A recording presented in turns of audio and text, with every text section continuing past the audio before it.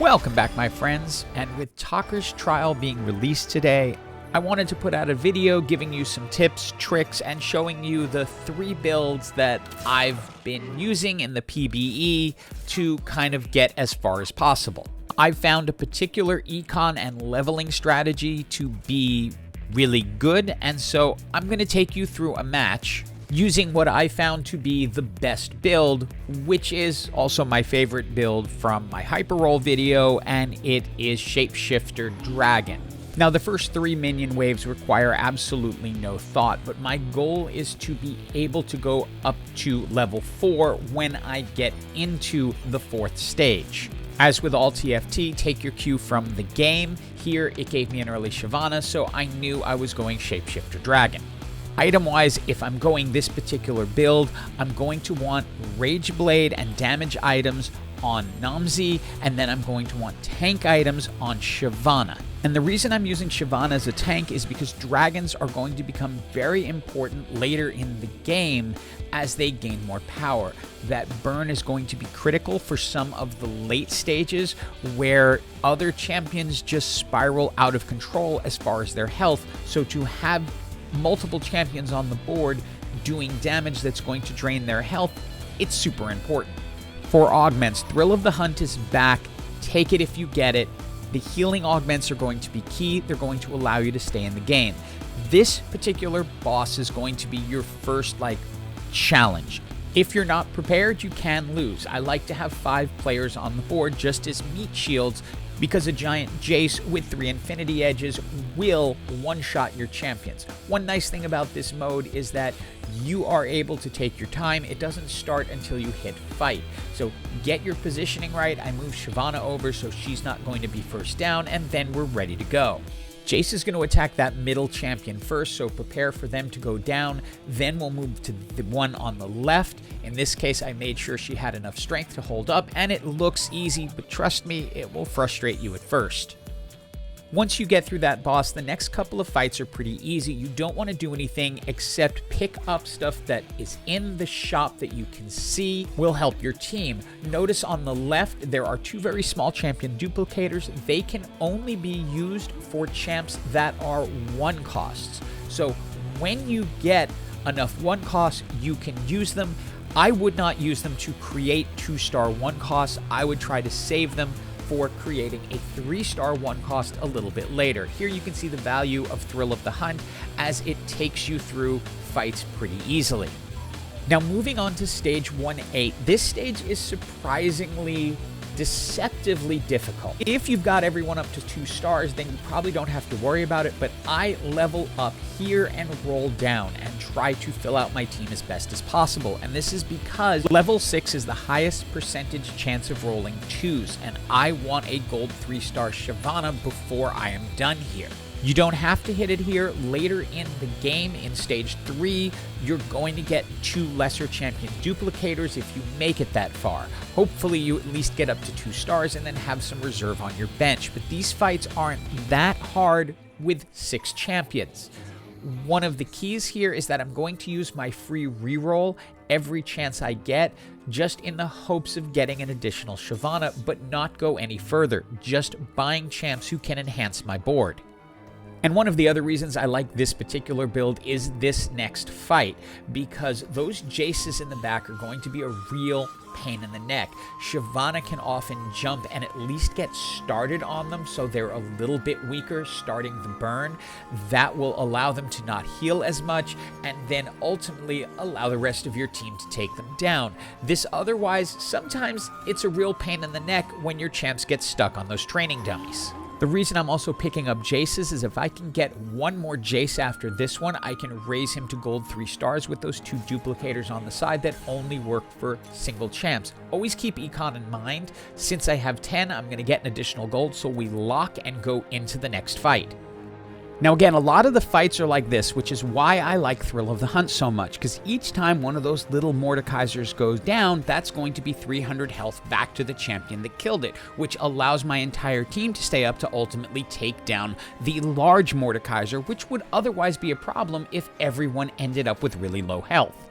At the start of Stage 2, you're going to get some support item choices. My preferred choice is the needlessly large gem that ends up giving you increased damage, but you can go for the locket if you have a decent frontline. I'm still looking to create my Nomsy items, which will turn into the smolder items, so you're going to want damage items such as Infinity Edge, Deathblade, Last Whisper, items like that to go along with that Rageblade. Now that I've gotten to this point, I just want to level. I'm going to take the free reroll each time so I can eventually, hopefully, get the 2-star Shyvana that I am going to desperately need. But otherwise, I'm not going to do any rolling in order to maximize the amount of gold they give you at the beginning of each round. You're not going to get items again until your next augment choice, which is right there in the middle in the 5th stage. And we'll speed this fight up a little more, but again, the real key here is going to be that thrill of the hunt. Otherwise, this would be a loss. But you can see that little burst healing is going to keep them up so that once they can get to the Cassiopeias in the back, they can quickly pull through them and get on to the next fight. And we just take our 1 free reroll and luckily get the Shyvana we're looking for. We want to go to gold 3 stars so we can pick up the next one. And we are going to go ahead and move Nomsy for a reason. And that is that Akali will often jump through champs and kill things behind them. She tends to jump to the left, so if Nomsy's in the left corner, he could get decimated. Keeping Nomsy in the right corner tends to keep him safe, allows Akali to go down early, and then everyone can focus down Shen. And you will notice here I am going to be picking up Mordekaiser. That is because when this build is complete at stage 10 or stage 9 if you get new recruit, you will then be bringing in Briar, who is also an Eldritch, so you'll get Eldritch, which isn't going to be much, but it's a little more meat on the screen, which can distract things, which is going to be very valuable late in the game when there's a lot of champions that you're dealing with. It's time for augment set number 2. These are going to be the gold ones. Last one's going to be prismatic. The best one I've found is the healing orbs. Again, it follows the same theory as thrill of the hunt, but of course you don't always get it. Blooming Lotus was tempting here, but I decided to go ahead and roll it, and then I'll get golden ticket, which I'm not going to argue with that because, like I said, I really want a gold Shyvana pretty much for any chance of winning. But we do our 1 free roll, and that gives us a Jace, and now we can take those little tiny championship duplicators and get a gold 3-star Jace. So that is going to help in having a lot more meat in this match. Now, I personally have not found any of these single Nasus champions to be really hard, especially with this build. Again, you're getting some extra damage with the dragons because they're doing % of health, and he just doesn't have the power to get through the tanks quickly, and Nomsy will finish him off pretty quickly. Since this is one of the bosses, you're actually going to get some items out of this, and then a lot more gold than you would normally get. This is going to take us up to level 7, but we're going to keep the same strategy. Just take the 1 free reroll and use everything else to continue to level. Mordekaiser goes out just because he's an additional piece of meat up front. We have our tank items pretty well set, and so what we're kind of looking for right now are essentially Nasus items, which you are either going to want some tank items and then something like a Bloodthirster or a Hand of Justice. Items like that are going to be helpful because it'll keep him healed. You can use Jace as an item holder for those just because they give you a golden magnetic remover at the beginning, so you're good to go in terms of putting items anywhere you want along the way. And this is another one of those fights where healing matters so much. Those Ezreals can take people out, but if you're gaining back health as you're going, it keeps you up and allows you to take all the Ezreals down. Golden ticket triggered a bunch of times, so I jumped forward just a little bit. I still even have the 1 free reroll left. I found a Nasus, which is going to be key for taking us up to the 6 shapeshifters, but it's kind of hard to bring out a 2-star Mordekaiser for the 1-star Nasus, and it might make this fight a little more difficult.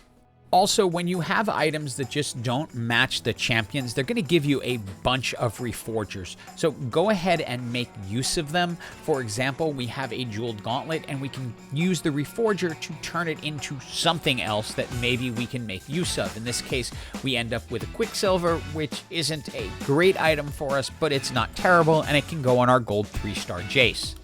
And I went ahead and moved Jace over because this fight can be really annoying, as Katarina can do a lot of damage to a lot of champions very quickly, and especially with that Edge of Night, she's going to drop aggro and get a second shot at it. So I want to keep Jace away from Nomsy and make sure Nomsy can continue to do damage throughout the entire fight, which will enable us to win, but a lot of times this fight turns out differently. And we're continuing on the same leveling strategy. We're going to use our one reroll, see what we get, nothing. So then we go ahead and just level up and go straight into the next fight. Now this fight, I usually get through this one without a problem, especially with this build, because my team will focus down Shyvana, usually while Nomsy is taking out the Smolder, and then it just all turns on Nomsy and goes really well. There are some builds, though, I've seen this fight be a lot of trouble for. Still keeping the same leveling strategy, our goal is to get to 10, so we used our reroll and then used everything else to level up to 8. I've never had a problem with this fight. It's one of the ones that pretty much any build I get through pretty easily. You should be at level 8 right now, 8 champions on the board. You're gonna have a pretty easy time here. And again, Nasus at any level, at least singularly like this, has not been a problem for me. I think especially with this build, with the dragons doing percentage of health damage, and then just the number of targets that he's going to have to 2-hit through is going to allow us to get through him before he can do any real damage. And after this fight, we're going to be getting completed items instead of individual items. Well, with these, you got to be thinking about your late game champs, which are going to be Briar, Nasus, and Smolder. So you want good items for them. Titan's Resolve is a fairly good Nasus item. He's not 2 stars yet, so I'm not necessarily taking the Bloodthirster and Quicksilver off Jace. We can also go ahead and add some health onto Shyvana with that Warmogs, and then move the second Titan's Resolve over to Nasus. Ultimately, we're going to move the Bloodthirster over to Nasus, but that's only once we get there, and we're still using the level up strategy for as long as we can. This fight can be extremely difficult, especially if you're in a situation like us where you don't have anti-heal. We do not have anything that's going to wound them. So we're just relying on putting out enough damage faster than they can heal, and you can see this is going to be very, very close. And we're still maxing out our interest here. We take our one free roll, nothing, just go ahead, level up. Now, this is a fight also I've never really had a problem with. I think the Aries just aren't strong enough to do any real damage to a solid frontline, so I'm usually able to get through this one pretty quickly. There are some fights coming up, sort of like the previous one, that are very hit and miss. And pay attention to the banner here. They say, this fight is fun to watch. If you can follow it, yep, I agree. And I'll play this one in regular speed just because, but this is another one of those thrill of the hunt really helps with this build types of fights, because there are so many Smolders running around doing so much damage in so many different directions that you need that 300 per kill to keep everyone up, so that you can ultimately chase down the 2-star Smolder that is doing the most damage. And you can see most of our team does actually end up getting knocked out, but we get through the fight. And we found Briar, and very important in this particular mode, the moment you can get Briar in, get Briar in. And that is because you can start feeding her. And unlike it costing health as it does in regular TFT, it costs 3 gold, which is well worth it for the additional health that she's going to get. Now, this is one of the 3 fights that can absolutely ruin your day. And it's especially because we do not have a 2-star Nasus yet. With a 1-star Nasus, this fight is extremely hard. You're not going to be able to get enough things through to rise. It's only Shyvana on her, so he keeps healing back up as he goes, which allows him to just take the entire team out. Good thing with this mode, you do get 3 lives, so yeah, we lose that one and can move on to the prismatic augments.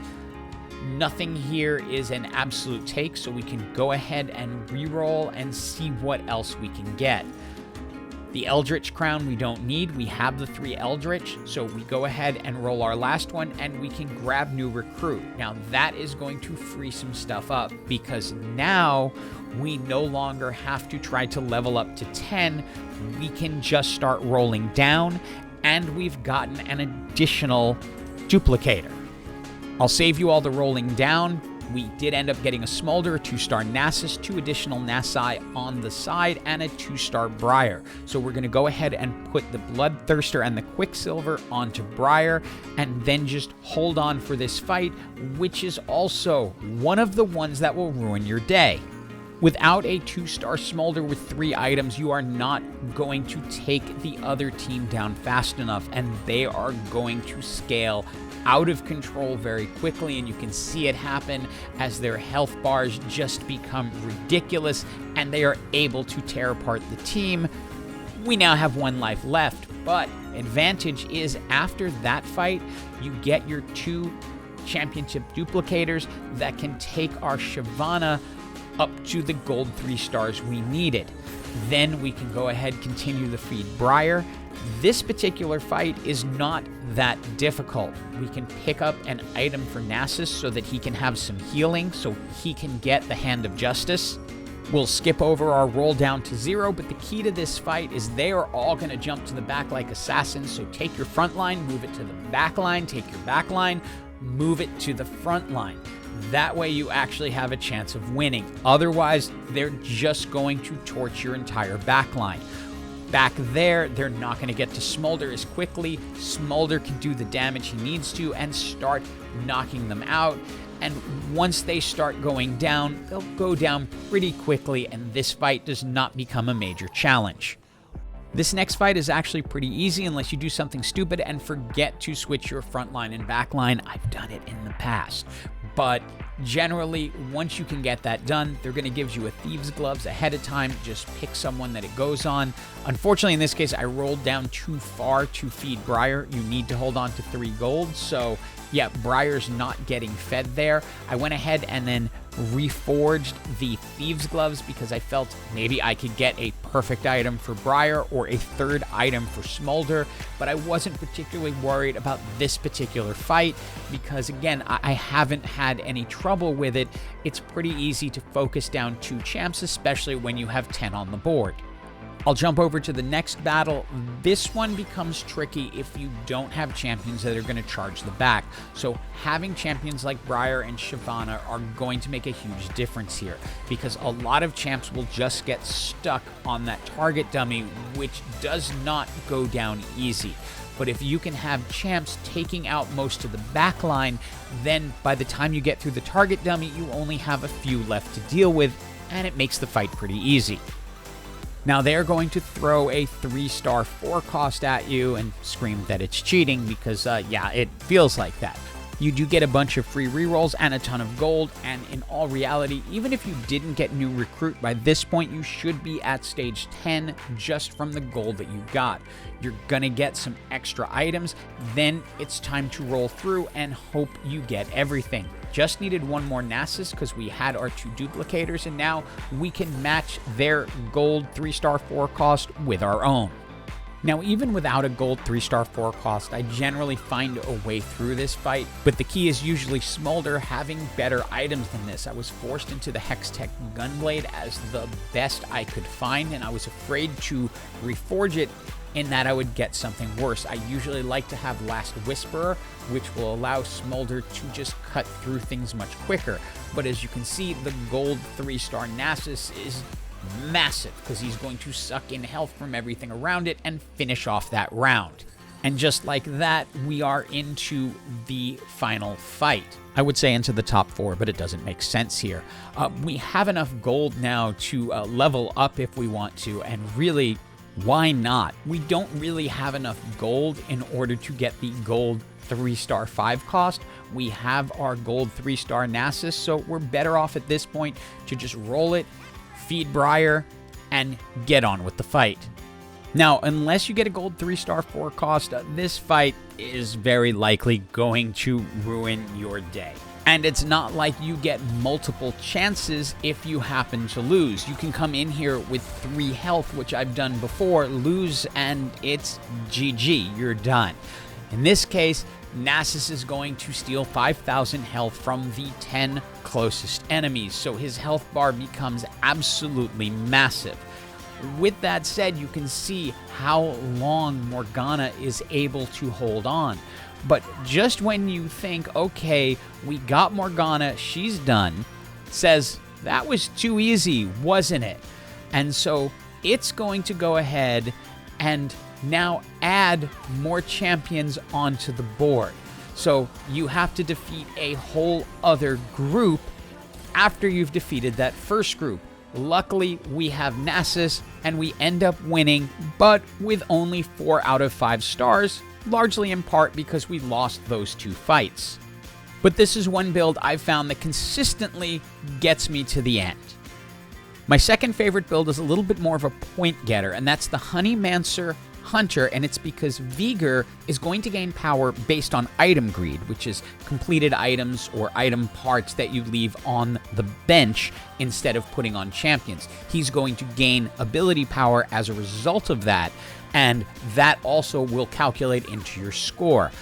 The ultimate build is going to look like this, with the 5 Honeymancers, 4 Hunters, Olaf being your ultimate carry, and then preferably you get the Druid Wukong in the middle to be the additional tank.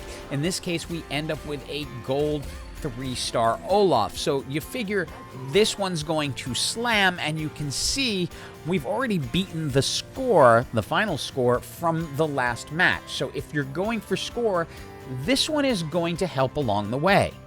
But here's the problem with this build. And I want you to look at this team. Gold 3-star Vigor, gold 3-star Jinx, gold 3-star Olaf, gold 3-star Wukong. I mean, really, there's not much more we can do with this team. They end up getting a little bit stuck on Morgana. You don't quite have the raw power that you do from something like a gold 3-star Nasus. Now, when it switches over to the new thing, notice that Olaf is losing a lot of health there. He goes down.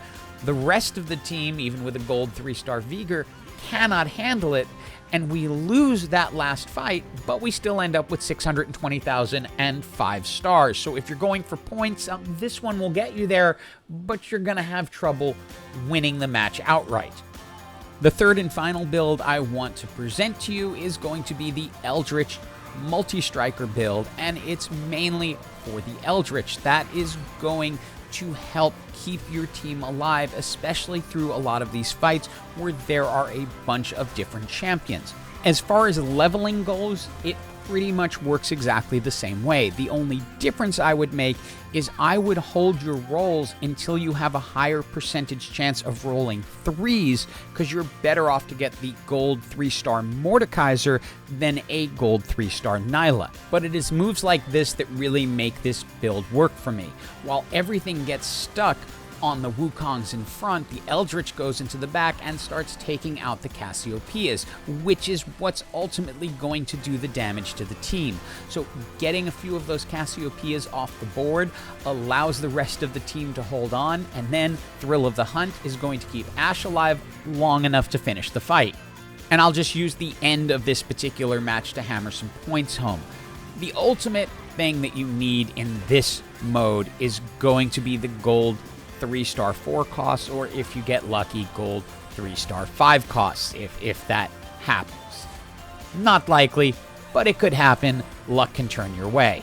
And ultimately, the normal mode, it's pretty easy to win if you kind of follow the tips that I put here and get the luck necessary to roll what you need when you need it.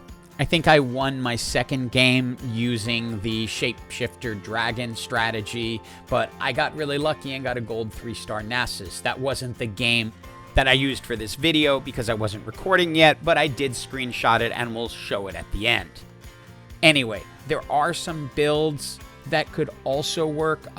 Portal Scholar is fairly solid, but it is so reliant upon getting the gold 3-star rise. You're not even going to get this far if you don't get that. So with this kind of build, you can at least get to the end. You may or may not win. I have no idea what Chaos Mode is going to look like. They didn't put that in the PvE. It's supposed to be harder, but I suspect if you follow the same general leveling and econ strategies, you'll be able to get to the end of that as well. You're also going to need a certain amount of luck. Any of the builds I featured here have the chance to win. Score will depend on a lot of factors. Here's the score from my second game that I played in this mode. And again, it was Shapeshifter Dragon. I just went straight to that because it was the build I liked the most, and it was 678,000. Hope all of this helps, and as always, have an absolutely awesome day.